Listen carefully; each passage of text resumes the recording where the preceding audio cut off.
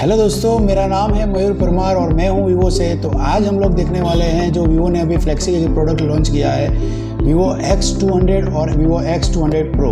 तो आज हम लोग इसका अनबॉक्सिंग करने वाले हैं। तो चलिए शुरू करते हैं। vivo X200 Pro, तो उसका भी हम अनबॉक्सिंग स्टार्ट करते हैं।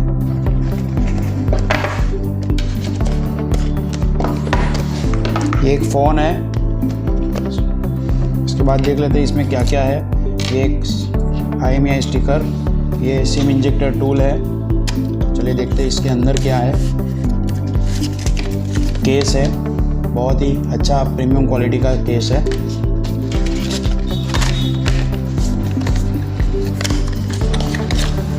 ये केबल आएगा, फास्ट चार्जिंग का केबल है। साथ में इसमें फास्ट चार्जिंग का डॉक भी मिल जाएगा। ये सारी चीज़ें साइड पे रखते हैं और फ़ोन पे फोकस करते हैं। तो दोस्तों, ये है vivo X200 Pro। आप देख सकते हो इसका जो डिज़ाइन है बहुत ही प्रीमियम और अट्रैक्टिव है। साथ में इसका जो कैमरा मॉड्यूल है बहुत ही बेहतरीन दिया हुआ है। डिस्प्ले क्वालिटी बहुत ही सुपीरियर है।